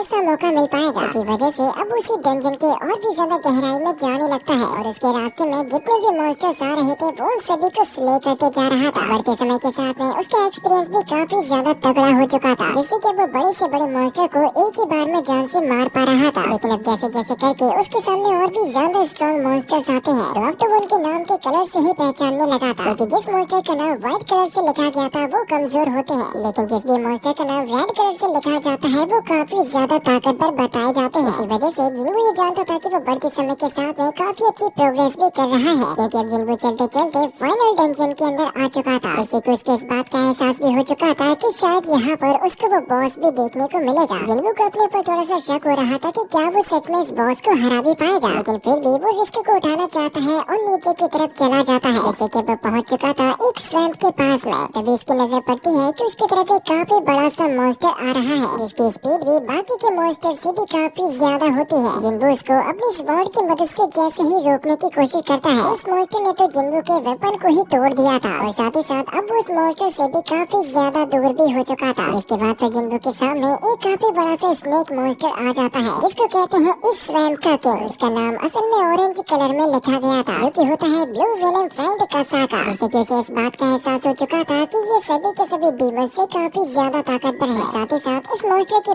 पूरी बॉडी किसी खास तरीके के सेल से कवर होती है, जिसका मतलब ये है कि कोई भी ऑर्डिनरी वेपन उसको भेद भी नहीं पाएगा। इसीलिए जिन्बू की स्वॉर्ड भी इतने बड़े मॉन्स्टर के ऊपर कोई भी असर नहीं करेगी। जैसे ही ये मॉन्स्टर जिन्बू पर हमला करने करने की कोशिश करता है तो जिन्बू उसके अटैक को डॉज करते हुए उसकी बॉडी को चीरने की कोशिश करता है, लेकिन वो इस काम में नाकाम रहा था, जिसकी वजह से अब ये मॉन्स्टर उसका पीछा भी करने लगता है। इसी के अब तो जिन्बू भी उसी स्वैम्प के अंदर ही डूबने लगता है, जहाँ पर इस मॉन्स्टर ने अपनी टेल की मदद से जिन्बू पर हमला करके उसको बाहर उछाल दिया था। जिस मोमेंट पर तभी अचानक से ही जिन्बू के ऊपर एक काफी बड़ी ट्रेन गिरने वाली थी, जिसके हमले से जिन्बू अपने आप को बड़ी ही मुश्किल से बचा पाया था। जिससे कि अब जिन्बू को खुद ये लगने लगता है कि शायद वो उतना ताकतवर नहीं है जितना कि उसको होना चाहिए। उसे ये समझ नहीं आ रहा था कि आखिर से कौन सी पावर का यूज करना चाहिए इतने बड़े मॉन्स्टर को मारने के लिए, क्योंकि अब ये मॉन्स्टर रुकने वाला नहीं था और वो लगातार ही हमला करते जा रहा था। जिससे कि अब जिन्बू अपने पुराने वक्त के बारे में याद करने लगता है। उसे इस दुनिया का सबसे कमजोर मॉन्स्टर हंटर माना जाता था। उसे हमेशा ही पावरफुल मॉन्स्टर के सामने अपना सर झुकाना पड़ा है। इसकी वजह से अब अचानक से ही उसके अंदर उसकी पावर्स जाग जाती हैं, जिससे कि वो काफी तेजी के साथ में बढ़ने लगता है उसी मॉन्स्टर की तरफ और चालाकी के साथ में अपनी स्वॉर्ड को फंसा देता है उसी मॉन्स्टर के स्केल के अंदर, जिससे कि वो मॉन्स्टर गुस्से में आकर उस पर हमला करने की कोशिश करता है, लेकिन जिन्बू ने उसके इस हमले को भी डॉज कर दिया था। जिसके अगले ही पल ये मॉन्स्टर जिन्बू को निगलने वाला होता है, लेकिन वो मॉन्स्टर देखता है कि जिन्बू तो अचानक से ही वहाँ से गायब हो गया, कि जिन्बू तो असल में उसकी बॉडी के ऊपर ही लटक चुका था और अब तो जिन्बू के पास में इतनी ज्यादा स्ट्रेंथ आ चुकी थी कि वो अपने दोनों हाथों की ताकत को लगाकर उसकी स्केल को तक तोड़ देता है। ऐसा करने की वजह से उस मॉन्स्टर को बहुत ही ज्यादा पेन भी होने लगा था, जिससे कि वो गुस्से में आकर जिन्बू को मार देता है दीवार से। लेकिन अब इस बार जिन्बू भी कहाँ रुकने वाला था और वो भी अपनी पूरी ताकत को लगाकर उस मॉन्स्टर की गर्दन को ही फाड़ देता है, जिससे कि उस मॉन्स्टर को बहुत ही ज्यादा ब्लीडिंग भी होने लगी थी। इसलिए वो चारों तरफ इधर उधर तड़प रहा था, लेकिन जिन्बू उसको छोड़ता नहीं है बल्कि अपने ग्रिप को और भी ज्यादा मजबूत कर लेता है। थोड़े ही टाइम बाद उस मॉन्स्टर का काम तमाम हो जाता है और वो नीचे गिर जाता है। जाकर सिस्टम उसे इन्फॉर्म करता है कि फाइनली आप हरा चुके हो डंजन बॉस को, जिसके नाम के तौर पर उसे मिल जाता है बहुत ही पावरफुल डैगर, जिसके अंदर ताकत होती है एकदम कसा का वेनम ग्लैंड के जैसे। जिन्बू ये कहता है कि मुझे तो इसका इस्तेमाल करने में भी डर लगेगा। जैसे ही जिन्बू का ये मिशन कंप्लीट होता है वो दोबारा से आ जाता है उसी सबवे स्टेशन के अंदर। जैसे ही वो यहाँ से बाहर निकलता है उसे बाहर की तरफ कुछ सोल्जर्स दिखाई देते हैं वेपन्स के साथ में, और वो सोल्जर्स जिन्बू को नॉर्मल सिविलियन समझकर उसको रोकने लगते हैं। लेकिन जैसे ही उस सोल्जर को जिन्बू के हाथों में एक टूटी हुई स्वॉर्ड नजर आती है, जिससे कि वो समझ जाता है कि जरूर से ये बंदा मॉन्स्टर हंटर ही होगा। इसीलिए वो माफी मांगते हुए कहता है कि सर मुझे माफ कीजिए, क्योंकि असल में इस एरिया के अंदर एक मॉन्स्टर ने तबाही मचा रखी है। जब जिन्बू वहाँ पर पहुँचता है तो उसे पता लगता है कि इस मॉन्स्टर ने वाकई में काफी ज्यादा तबाही मचा दी थी। सोल्जर उसको बताता है कि एक डंजन के ब्रेक हो जाने की वजह से काफी सारे मॉन्स्टर इस शहर के अंदर आ गए। वे जिन्बू को इस बात का रियलाइज होता है कि सच में ये जो मॉन्स्टर यहाँ पर आया है वो बहुत ही ज्यादा स्ट्रॉन्ग है, जिसके साथ में एक हंटर्स का ग्रुप फाइट कर रहा था। सिविलियंस तो केवल उनकी फाइट को दूर से ही देख रहे थे, लेकिन हंटर्स को बहुत ही ज्यादा मुश्किलों का सामना करना पड़ रहा था उसको हराने में, क्योंकि ये सभी के सभी अभी न्यू हंटर्स ही होते हैं जिनके केवल सबसे ताकतवर अटैक ही असर कर पा रहे थे। जिन्बू जैसे ही ये नजारा देखता है तो वो समझ जाता है ये जो मॉन्स्टर है वो सिर्फ में डी रैंक का बॉस होगा। इस मोमेंट पर तभी उसको वहीं पर नजर आती है जुई,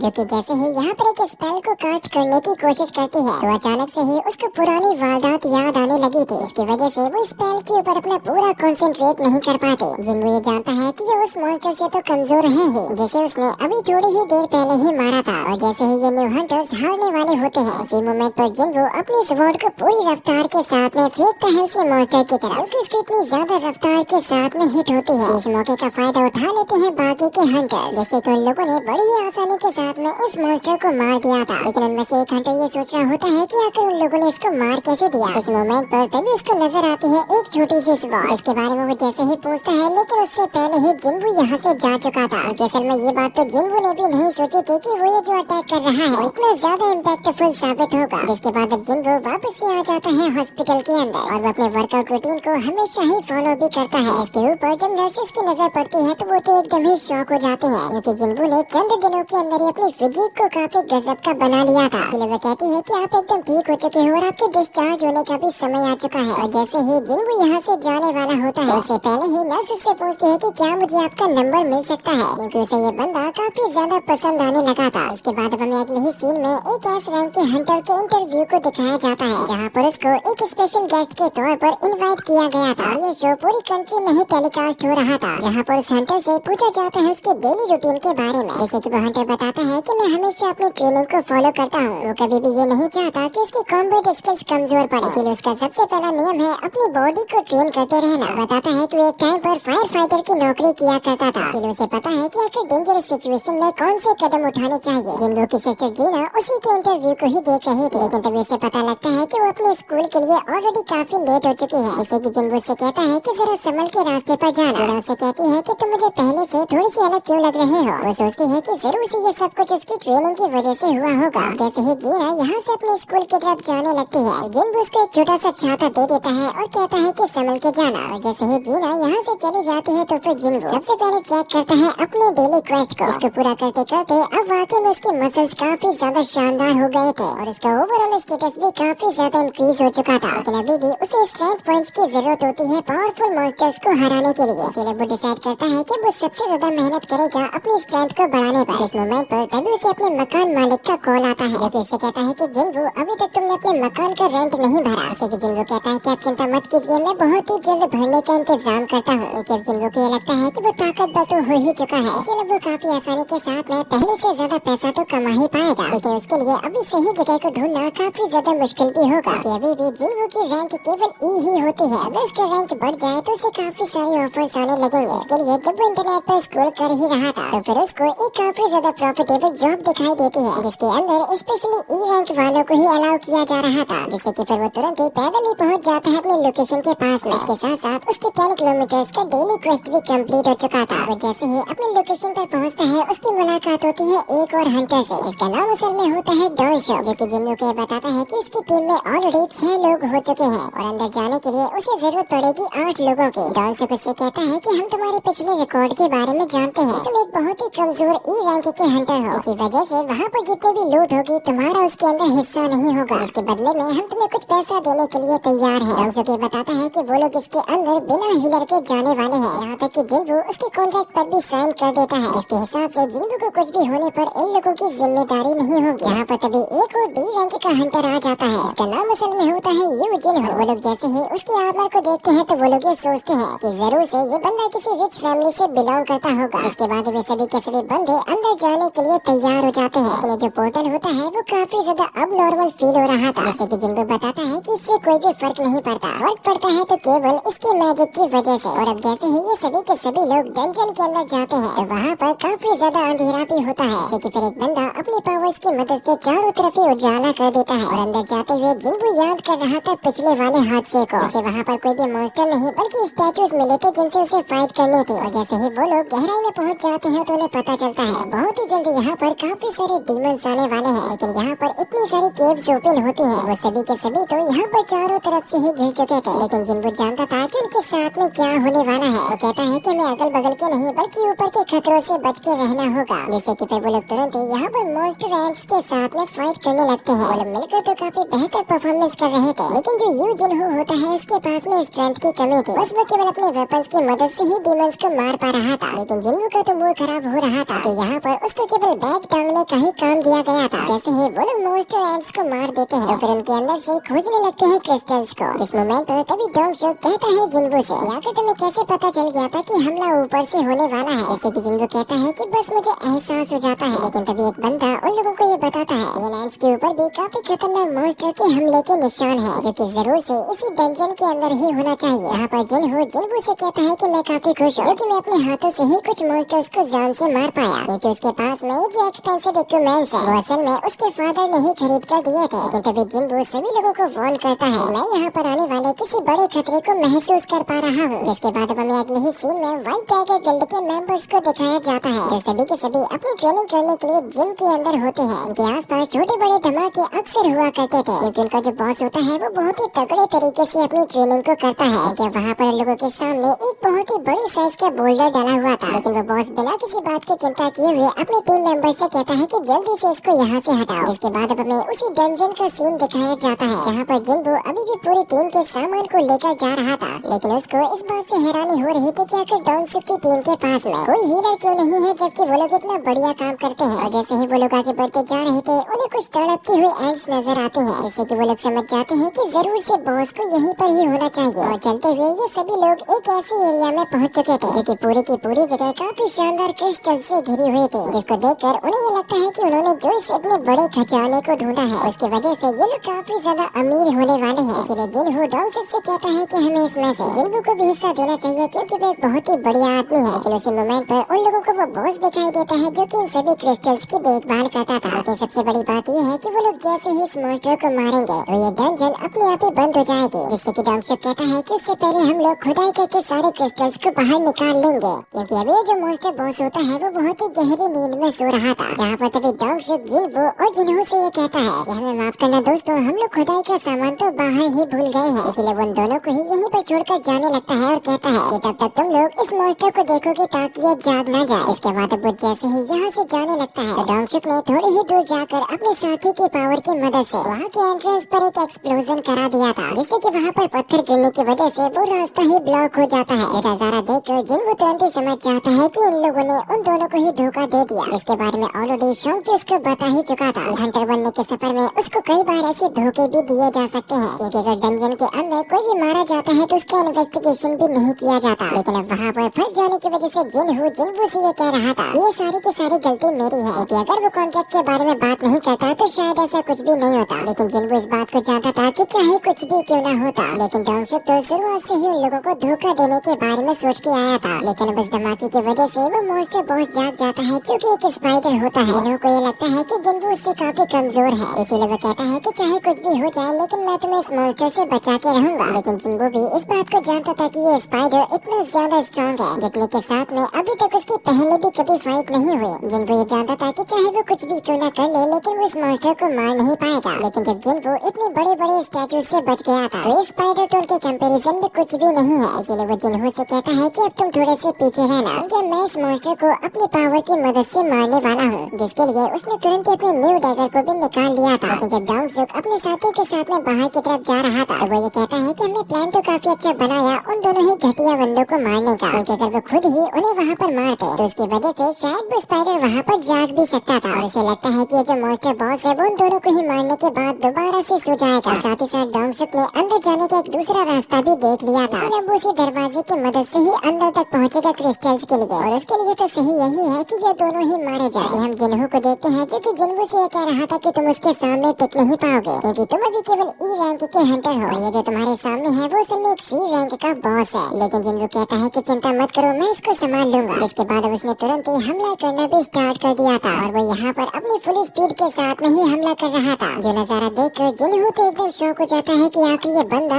ऐसा कैसे कर रहा है। जिसके बाद अब हमें अगले ही सीन में दिखाया जाता है डायरेक्टर गनही को, जो कि जिंजुल के साथ में एक मीटिंग को अटेंड करने के बाद वापस आ रहा था। जहाँ पर तभी जिंजुल गनी से ये कहता है कि क्यों ना आप मेरे साथ में आज थोड़ी सी ट्रेनिंग कर लो, आपका भी दिल एकदम खुश हो जाएगा। जैसे कि गनही तुरंत इसकी बात को मान भी जाता है। लेकिन जैसे ही वो दोनों साथ में ट्रेनिंग करना स्टार्ट करते हैं तो जिंजुल की तो हालत खराब हो जाती है गनही का मुकाबला करने में, क्योंकि जिंजुल गनही के बूढ़े होने के बाद भी उनका मुकाबला नहीं कर सकता, जिसकी वजह से वो उनका शुक्रिया अदा करने लगते हैं इतनी ज्यादा हेल्प करने के लिए। लेकिन गनही भी उसकी तारीफ करते हुए ये कहते हैं कि भले ही हम लोग फाइट करके अपने रैंक को तो नहीं बढ़ा सकते, लेकिन हमारा एक्सपीरियंस बढ़ जाने की वजह से हमारी स्किल्स और टेक्निक्स काफी ज्यादा अच्छी हो जाती हैं। इसीलिए वो कहते हैं कि कभी भी अपनी ट्रेनिंग को अवॉइड मत किया करो। जिसके बाद अब हमें अगले ही सीन में दिखाया जाता है जिन्वो को, जो कि अपने डैगर की मदद से उस स्पाइडर के लेग को कट करने की कोशिश कर रहा था। लेकिन इस स्पाइडर के ऊपर जो आर्मर लगा हुआ था वो बहुत ही ज्यादा स्ट्रॉन्ग था। इसी वजह से ये जो मॉन्स्टर बॉस अपने अटैक्स को कर रहा है, अगर वो एक भी जिन्वो को लगा तो उसका खेल खत्म हो जाएगा, जिससे कि वो उसके साथ में फाइट करते हुए स्ट्रगल कर रहा था। लेकिन ये नजारा देखकर जिन्हो को बहुत ही ज्यादा हैरानी होती है। वो कहता है कि मुझे समझ नहीं आ रहा कि आखिर ये बंदा ऐसा कर कैसे रहा है, क्योंकि ये तो असल में अभी केवल ई रैंक का ही हंटर है। जरूर से ये शुरुआत से ही अपनी पावर्स को छुपाते आ रहा होगा। लेकिन जिन्हो को केवल इस बात से डर होता है कि जिन हंटर्स के पास में भी अपनी ताकत को छुपाने की एबिलिटी होती है, वो बहुत ही ज्यादा खतरनाक और सनकी टाइप के बंदे होते हैं, जिनको किसी को भी मारने में बहुत ही ज्यादा मजा आता है। लेकिन तभी जिन्वो को दिखाई देता है कि उसकी थकावट की रेट बढ़ने लगी है। अगर वो और ज्यादा बढ़ गई तो फिर जिन्वो मूव भी नहीं कर पाएगा। इसीलिए वो यहाँ पर लड़ाई को खत्म करने के लिए अपने डैगर के कुछ खास एबिलिटीज को यूज करने के बारे में सोचता है। उसकी नजर पड़ती है स्पाइडर के हेड के ऊपर। जिन्वो ये सोच रहा था कि जरूर से उसके हेड को उसकी बॉडी का सबसे कमजोर स्पॉट होना चाहिए। जैसे ही हमला करने के लिए जा रहा था तो फिर तभी अचानक से ही ये बिग स्पाइडर अपने मुंह से निकालता है एसिड को। जिन्वो कहता है कि अब उसे कुछ भी करके इस स्पाइडर के करीब जाना ही होगा, जिसके लिए अब उसको यूज करना पड़ेगा अपने फास्ट स्पीड स्किल को, जिससे कि वो स्पीड को यूज करते हुए उस स्पाइडर के ऊपर अटैक करने में भी कामयाब हो चुका था। लेकिन उसका हेड तो और भी ज्यादा सॉलिड होता है, जिसकी वजह से मजबूरन जिन्वो को पीछे हटना पड़ता है। लेकिन जिन्वो अभी भी रुकने वाला नहीं था, जिसकी वजह से अब अचानक से उसका थकावट का लेवल 70 तक पहुंच जाता है और इस स्पाइडर के हमला करते ही वो सीधा जाकर आकर गिरता है क्रिस्टल्स के ऊपर, जिसके तुरंत ही बाद वो स्पाइडर अपने फाइनल अटैक को भी करने वाला था, लेकिन उससे पहले ही जिन्बू यूज कर लेता है अपनी फुल रिकवरी को, जिससे कि उसकी फुल बॉडी रिकवर होती है और वो मौका पाते ही अपने डैगर को ले जाकर सीधा घुसा देता है उसी स्पाइडर की आंख के अंदर, ताकि वो डैगर के पैरालाइज सिस्टम को एक्टिवेट कर सके। इसीलिए जिन्बू लगातार ही उस पर हमला करते रहता है, जिससे कि फाइनली उस स्पाइडर की डेथ हो जाती है और वो जमीन पर नीचे गिर जाता है। वे सिस्टम जिन्बू को नोटिफाई करता है कि आखिरकार तुमने इस डंजन के बॉस को मार दिया। लेकिन ये नजारा देखकर जिन्हू को तो अपनी आंखों पर यकीन भी नहीं हो रहा था, क्योंकि जिन्बू है तो एक ई रैंक का हंटर है। इसीलिए जिन्बू को अपने बॉस के जैसा ट्रीट करने लगता है और कहता है कि आप थोड़ा सा आराम करो, तब तक मैं आपके लिए ये क्रिस्टल्स को खोद कर बाहर निकालूंगा। लेकिन फिर उसी मोमेंट पर डॉनसुक की टीम के सभी मेंबर्स आ जाते हैं और वो देखते हैं कि यहाँ पर तो बॉस स्पाइडर को जान से मार दिया गया है। वो को लग रहा था कि जरूर से डी रैंक के जिन्हू ने ही इस मॉन्स्टर को मारा होगा। इसलिए वो लोग जिन्हू से कहते हैं कि तुम जल्दी से जान से मार दो जिन्हू को, क्योंकि अगर वो ऐसा करेगा तो वो लोग उसकी जिंदगी को बख्श देंगे। जिन्हू की बात को नहीं मानता, बल्कि जिन्हू की साइड में होकर खड़ा हो जाता है। तो फिर डॉनसुक कहता है कि यानी कि अब हमें तुम दोनों को ही मारना होगा अपने सामने इतने सारे एनिमीज को देखकर। तभी जिन्हू को नोटिफिकेशन मिलता है एक अर्जेंट क्वेस्ट को कंप्लीट करने का, जिसमें से ये कहा जाता है कि तुम्हें जल्द से जल्द इन सारे ही एनिमीज को खत्म करना होगा। लेकिन तभी एक मैजिक वाला बंदा अचानक से ही जिन्हू पर अटैक कर देता है, जिससे कि सभी लोगों को लगता है कि जरूर से इसकी तो मौत ही हो गई होगी। और फिर तभी हमें अगले ही सीन में एक बंदी को दिखाया जाता है, जिसका नाम असल में होता है हीगन, जो कि अपने फ्रेंड्स के साथ में अपने गिल्ड्स के बारे में बातें कर रही थी। वो एक दूसरे से पूछते हैं कि उनके गिल्ड में आगे क्या चल रहा है। जिनमें से ऑरेंज हेयर वाले लड़की अपनी फ्रेंड को ये बताती है जब वो अपने साथियों के साथ में एक ई रैंक के डंजन के अंदर गई हुई थी, जहाँ पर उनके लीडर जाने काफी आसानी के साथ में मॉन्स्टर को मार दिया था। इसलिए वो लोग अपने आप को खुशनसीब समझती हैं, जिससे कि उन्हें मौका मिला इतने बड़े बड़े गिल्ड्स में शामिल होने का। उन्होंने भी हाल ही में किसी टीम के बारे में सुना है जिसके हमेशा ही बंदे गायब हो जाया करते हैं। इसके बाद अब हमें दिखाया जाता है उसी डंजन को, जहाँ पर जिन्हू के साथ साथ सभी को यही लग रहा था कि जिन्हू मारा गया होगा। लेकिन जिन्हू तो अभी भी जिंदा होता है और वो खुद से ही बातें करने लगता है। कहता है कि आखिर वो खुद ही ये बात कैसे भूल गया। इस दुनिया में केवल ताकतवर लोगों को ही जीने का हक है। वो जैसे ही मरने वाला होता है तो फिर उसका सिस्टम उसे दोबारा से रिवाइव करता है क्वेस्ट को कंप्लीट करने के लिए। इसीलिए वो दोबारा से उठकर बढ़ने लगता है अपने सभी एनिमीज की तरफ, और साथ ही साथ वो इस बात को भी जानता है कि उसके सिस्टम ने उसे और भी ज्यादा स्ट्रॉन्ग बना दिया है। और ये कहते जा रहा था कि हमेशा कमजोरों से उनका सब कुछ छीन लिया जाता है। इसीलिए डॉनसुक के साथ ही कहते हैं कि लेकिन तुम तो सबसे कमजोर हो। जिन्हू कहता है कि जब तुम लोग शिकारी हो तो अपने आप का शिकार होने के लिए भी तैयार तो हो गए। लेकिन तभी डॉनसुक का एक साथी उसके पास में उसको धमकाने के लिए आता है, तो जिन्हू ने केवल एक ही स्लैश के साथ में उसके गर्दन को धड़ से अलग कर दिया था। जो नजारा देखकर उन सभी की आंखें फटी की फटी रह जाती हैं कि आखिर एक ई रैंक का हंटर किसी डी रैंक के हंटर को कैसे मार सकता है। जिन्हू इस बात को जानता था कि अभी हाल ही में उसने एक इंसान का मर्डर कर दिया, लेकिन अगर वो ऐसा ना करता तो यही लोग उसको जान से मार देते। और फिर जैसे ही बाकी के बंदे जिन्हू पर हमला करने लगते हैं, तो जिन्हू बहुत ही आसानी के साथ में उन लोगों को जान से मार पा रहा था। मैजिक वाला बंदा जैसे ही उसको मारने की कोशिश करता है, तो फिर जिन्हू ने केवल 2 ही स्लैश में उसका भी काम तमाम कर दिया था। लेकिन ये नजारा देखकर अब तो डॉनसुक की बत्ती गुल हो चुकी थी। कहने लगता है कि यानी कि तुम शुरुआत से ही अपनी असली ताकतों को छुपा रहे थे। लेकिन वो कहता है कि तुम मुझे मेरे साथियों के जितना कमजोर मत समझ लेना। और अब वो अपनी सुपर पावर का यूज करते हुए अपनी बॉडी को बहुत ही ज्यादा स्ट्रॉन्ग बना लेता है। और इसीलिए वो सोच रहा था कि जरूर से जिन्हू का ना तो डैगर काम करेगा और न ही उसकी स्पीड उसके ऊपर काम करेगी। जैसे ही डॉनसुक अपना हमला करने की कोशिश करता है, तो उससे पहले ही जिन्हू ने उसको जमीन पर स्मैश कर दिया था। डॉनसुक जानता है कि वो कभी भी जिन्हू का मुकाबला नहीं कर पाएगा, इसीलिए वो उससे रहम की भीख मांगने लगता है ताकि वो उसकी जान को बख्श दे। डॉनसुक कहता है कि मैं सारे के सारे क्रिस्टल्स तुम्हारे हवाले कर दूंगा। लेकिन जिन्हू कहता है कि तुम मुझे ऑलरेडी 3 बार मारने की कोशिश कर चुके हो। और ये बात तुम्ही ने कही थी कि अगर डंजन में कोई मारा जाता है तो उसका कोई रिकॉर्ड भी नहीं लिया जाता। उसको मारते ही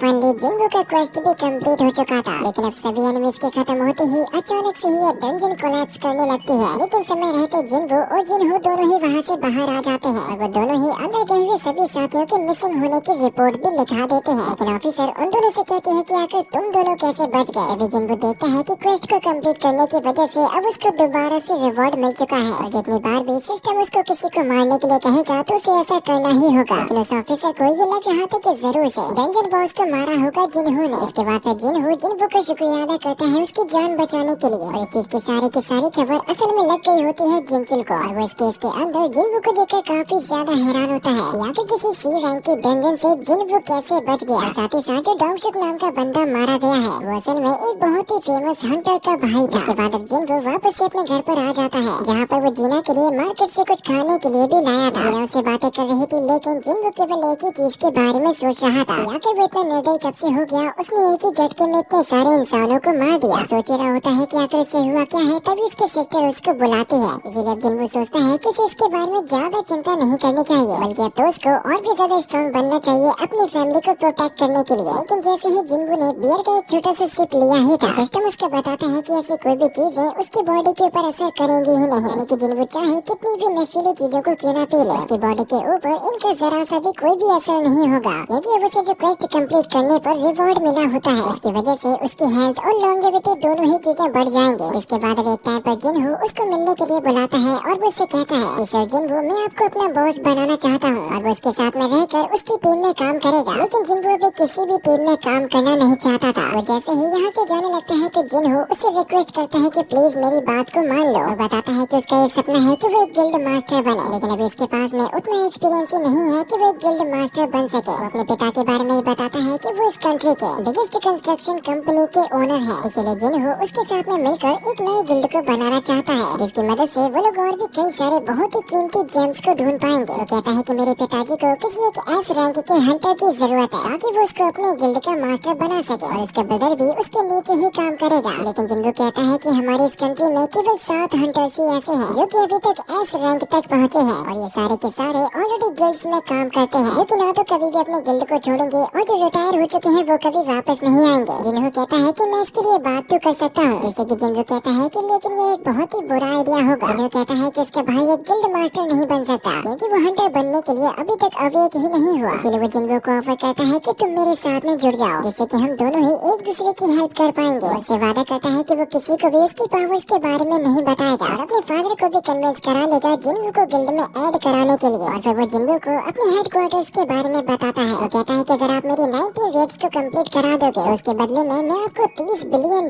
देने के लिए तैयार हूँ। लेकिन केवल जिन्हों ही अपने बारे में जानता है कि वो सभी से छुपते हुए पहुँच चुका है करीब एस रैंक के हंटर के बराबर। जब पूरी दुनिया को उसके बारे में पता चल जाएगा, तब ये $30 बिलियन भी उसके लिए कुछ भी नहीं होंगे। साथ ही साथ वो किसी दूसरे के साथ में काम करने का जोखिम भी नहीं उठा सकता। इसीलिए वो जिन्हों को मना करके वहाँ से चला जाता है। इसके बाद अब हमें अगले ही सीन में अमेरिका के अंदर डोंगसू के भाई गोंगसू को दिखाया जाता है। उसको अब ये पता चल चुका था कि उसका भाई मारा गया है एक रेड के अंदर और उसे वहाँ से बचने वाले उन दोनों ही बंदों के बारे में भी पता चल चुका था। इसीलिए वो वापस जाकर उन दोनों को मारने का प्लान बनाता है, लेकिन उसकी असिस्टेंट उससे कहती है कि ये शायद थोड़ा सा खतरनाक होगा, इसलिए आपको सही समय का इंतजार करना चाहिए। गोंगसू कहता है कि सही समय आने पर मैं उन दोनों को ही कुत्ते की मौत मारूंगा। इसके बाद हम अगले ही सीन में देखते हैं जिन्हों को, जो कि अपनी सिस्टर के साथ में वर्कआउट करने के लिए गया हुआ था। लेकिन वहाँ पर उसको ये बात रियलाइज होती है कि भले ही वो अपने डेली क्वेस्ट को कंप्लीट कर चुका है, लेकिन उसके बाद भी सिस्टम उसे और ज्यादा वर्कआउट करने के लिए कहता है। जैसे कि जिन्हों वर्कआउट करते करते अपने डबल लिमिट तक पहुँच चुका था और साथ ही साथ ये उसके लिए सीक्रेट क्वेस्ट में बदल चुका था, जिसके बदले में उसे इनाम के तौर पर एक छोटा सा लूप बॉक्स मिलता है, जो कि दोबारा से एक दूसरी की में बदल जाती है, जो कि असल में उसको ले जाएगी एक डीमंस के कैसल में और उसके लिए वहाँ पर खतरा होगा एस रैंक के बराबर। लेकिन वहाँ के बॉस को हराने के बाद उसे जो चीजें मिलेंगी उनकी मदद से वो अपनी माँ को पूरी तरीके से ठीक भी कर पाएगा। इस वजह से अब वो बिना ज्यादा सोचे उस डंजन के गेट को ओपन कर देता है। लेकिन ये नजारा देखकर ही उसको समझ नहीं आ रहा था कि क्या वाकई में उसे इसके अंदर जाना भी चाहिए। कहता है कि अगर कोई भी गड़बड़ होगी तो वो यूज कर लेगा टेलीपोर्टेशन स्टोन को। लेकिन अब वो जैसे ही अंदर एंटर करता है तो उसके सामने एक काफी बड़ा मॉन्स्टर आ जाता है, जो कि साइज में एक बहुत ही बड़ा मॉन्स्टर होता है। लेकिन जिन्हों बिना अपने टाइम को गवाए अपने डैगर की मदद से उस पर अटैक करने लगता है। लेकिन उसकी ये एबिलिटी किसी भी काम में नहीं आ रही थी, यहाँ तक कि वो अपनी मर्डरस इंटेंट एबिलिटी को भी यूज करता है। इसकी वजह से वो उसको तो नुकसान नहीं पहुँचा पाता बल्कि खुद ही घायल हो चुका था, जिससे कि जिन्हों की हेल्थ बहुत ही बुरी तरीके से गिर गई थी और वो बड़ी ही मुश्किल से खुद को बचा पाता है। जिन्हों को ये समझ आता है कि उसके सामने ये जो मॉन्स्टर है असल में उसके लेवल से भी दुगनी पावर को रखता है, जिसकी वजह से ये मॉन्स्टर जिन्हों को काफी ज्यादा डैमेज भी पहुंचा रहा था। और जिन्हों के ऊपर इतनी ज्यादा घाव हो जाने की वजह से इसका जो हेल्थ लेवल होता है वो बहुत ही ज्यादा गिर चुका था। जिन्हों अब जैसे ही यहाँ से टेलीपोर्ट होने के लिए टेलीपोर्टेशन स्टोन को निकालता है तो उसी मोमेंट पर उस मॉन्स्टर ने जिन्हों पर अटैक कर दिया था, जिससे कि उसका ये टेलीपोर्टेशन स्टोन चला जाता है खाई के अंदर, जिससे कि उसके पास में इसे मारने के अलावा